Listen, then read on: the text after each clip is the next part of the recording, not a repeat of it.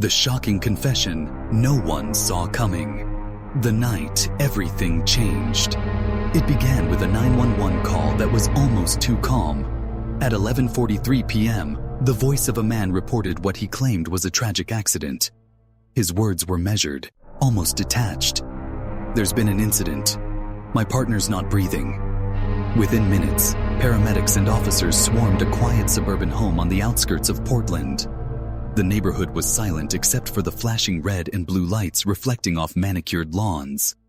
Inside, they found 34-year-old Emily Carter lying motionless on the living room floor. A tipped-over glass of wine and shards of porcelain from a broken plate were scattered across the carpet. Her husband, Daniel Carter, stood nearby, wringing his hands, his eyes wide but dry. He repeated the same story again and again. "She slipped. She fell. I tried to help." At first glance, it looked tragic but simple. An accident in a domestic setting. But something about the scene gnawed at the first responders.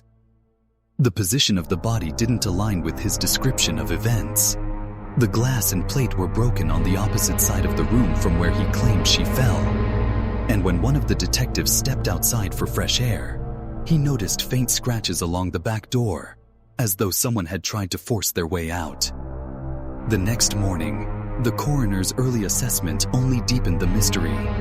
Emily's injuries didn't match the story of a fall. There were marks inconsistent with an accident, marks that suggested something far more sinister. By then, detectives had already started building a profile. Daniel Carter wasn't just a husband in shock. He was becoming their prime suspect. Neighbors painted a complex picture of the couple. To outsiders, Emily and Daniel seemed picture perfect. Successful careers, 2 young children, a home that looked straight out of a magazine. But behind closed doors, the marriage was crumbling. One neighbor recalled late-night arguments that carried through the walls. Another admitted seeing Emily crying in her car more than once. Investigators pulled phone records, and what they found unraveled Daniel's polished image. In the weeks leading up to Emily's death, he had exchanged dozens of late-night calls with a woman his wife didn't know. The tone of the texts they uncovered erased any doubt. Daniel was having an affair. Detectives confronted him with the information, and his demeanor shifted. He grew defensive, his rehearsed calm cracking under pressure. He insisted the affair was irrelevant, that his wife had died in a freak accident. But the weight of suspicion was already pressing down on him. The investigation should have taken a predictable course, an arrest, a trial, the careful unfolding of evidence. But what happened next jolted everyone involved. Just 3 days after Emily's funeral, Daniel walked into the precinct unannounced. He looked exhausted, his suit wrinkled, his eyes bloodshot. Without being prompted, he asked for a detective and sat down in an interview room. What came out of his mouth over the next 2 hours would leave investigators stunned. He didn't just admit to lying about the night of Emily's death.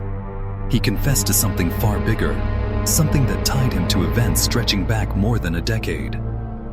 By the time he finished speaking, detectives weren't just dealing with one suspicious death in a suburban home. They were staring into the abyss of a series of crimes that no one had seen coming. And the most disturbing part, Daniel claimed Emily had never been his first victim. A web of secrets. The room was silent after Daniel Carter's words fell heavy across the table. The detectives, seasoned veterans who had heard every excuse and lie imaginable, sat frozen for a moment, unsure if this was the rambling of a man cracking under grief or the unfiltered truth of a hidden predator. Daniel leaned forward, his voice low, almost conspiratorial. "Emily wasn't supposed to find out," he said. "But when she started asking questions, I knew it was over, just like before." The words "just like before" sent a chill through the room. Detectives pressed him. Before what? Who else? Daniel paused, his eyes fixed on the fluorescent light above him. And then, with the kind of detachment that chilled the blood, he began to tell them about other women. Not in Portland, not in their state. incidents from years back, spread across different cities where he had briefly lived or worked. He described encounters with women he met through work trips, late-night bars, even online forums. Some stories ended with him walking away before things escalated. Others didn't. According to Daniel, he had crossed a line at least 3 times before Emily.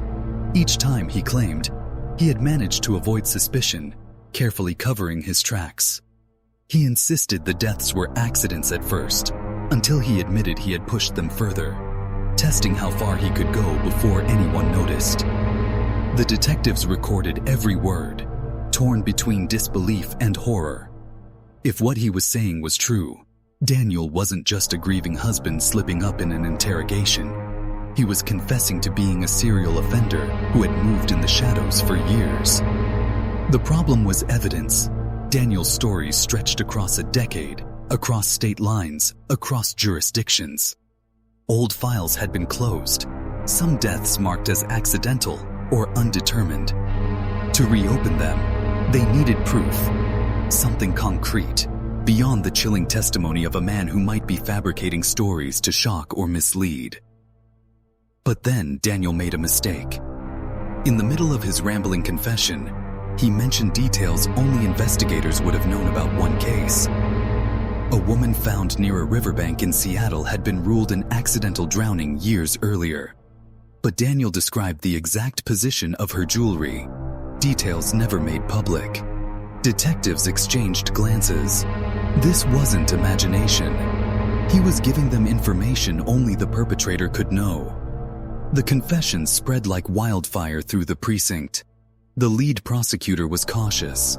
Confessions without corroborating evidence were fragile in court. But investigators were energized. For the first time, they had a trail to follow, a reason to pull dusty files from storage and look at them through a new lens.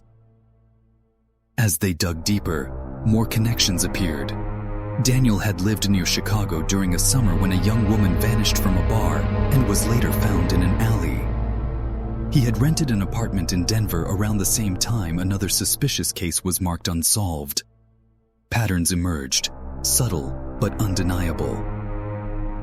Meanwhile, Emily's family reeled from the revelations. To them, Daniel had been a son-in-law, a brother-in-law, a man who tucked children into bed and hosted backyard barbecues.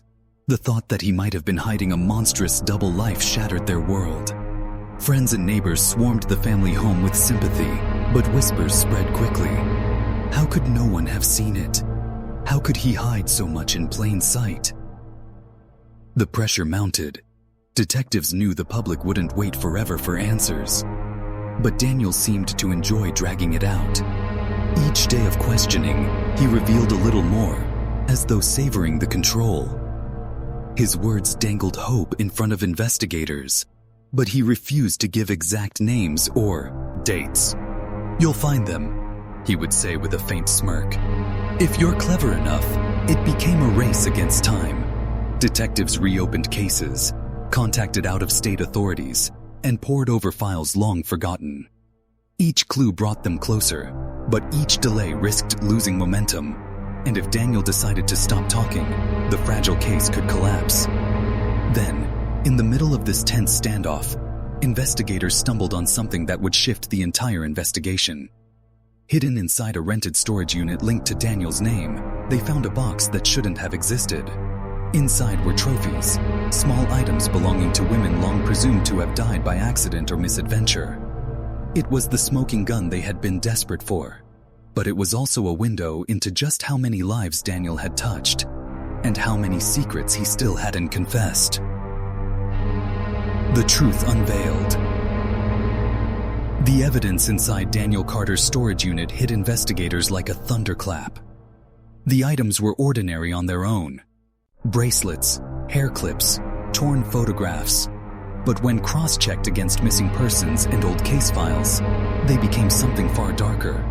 Each trinket told a story, each belonging connected to a woman who had vanished under suspicious circumstances. For prosecutors, it was the missing piece they needed. For the victims' families, it was proof they had waited years to hear. Daniel was formally charged, not only for Emily's death, but for multiple counts connected to cold cases across 3 states. The courtroom was packed when the trial began. Rows of families sat shoulder to shoulder, clutching photographs of daughters, sisters, mothers, women who had become statistics until Daniel's confession pulled them back into the light. The press circled the courthouse, their headlines feeding a global audience hungry for answers. But Daniel didn't flinch. Throughout the trial, he sat with a calm, unreadable expression, almost as if he were watching a performance, rather than participating in it. The prosecution meticulously laid out the evidence: the DNA on the glove, the fingerprint on a jewelry box, the personal items hidden in his storage unit. Piece by piece, they painted a portrait of a man who had lived a double life: loving father and husband on the surface, predator in the shadows.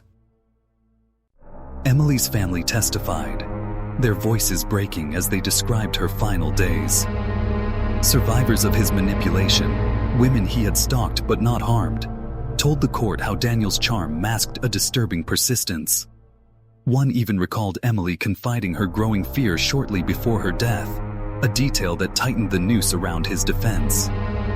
But the most chilling moment came when prosecutors played the recording of his confession. His own voice, steady and unshaken, described how Emily had begun to piece together his lies. "She was too close," he said on the tape, "and I couldn't let it happen again." Gasps rippled through the courtroom. It wasn't just a slip, it was a declaration. The defense argued insanity, claiming Daniel's confessions were delusions born of grief and psychological decline. But the evidence was too overwhelming, too precise. The jury deliberated for less than a day. When the verdict was read, guilty on all counts, a wave of emotion broke across the courtroom. Families sobbed, clutching one another, while Daniel stared forward, unblinking, his lips curling into the faintest smirk. Yet even as the sentence was handed down, life without parole, the story refused to end. In his final statement to the court, Daniel leaned toward the microphone, his voice low but clear. "You think you know everything," he said. "But there are names you haven't found yet. There are stories I haven't told." The words struck like a knife. Were there more victims? More cities? More families left in the dark? The room erupted in cries and whispers, but Daniel gave no further detail. He leaned back in his chair, eyes cold as if savoring the chaos he had unleashed. To this day, investigators believe he may be linked to other disappearances, but Daniel has remained silent behind prison walls. Some say he enjoys holding on to those secrets, the final fragments of power he can cling to. For Emily's family, the verdict brought a measure of justice, but not peace. Their grief was bound up with the grief of so many others, tied together by one man's shocking confession. The case that began as a suspicious accident in a suburban living room had spiraled into a revelation of horrors no one could have predicted. And as the courthouse emptied that night, one thought lingered among everyone who had followed the case. If it hadn't been for that one small slip, that one careful investigation, Daniel Carter might still be walking free, blending in with neighbors, smiling across the fence, hiding a darkness no one saw coming. If you thought this story was haunting, the next one will leave you sleepless. Subscribe now, because you won't believe what's coming next.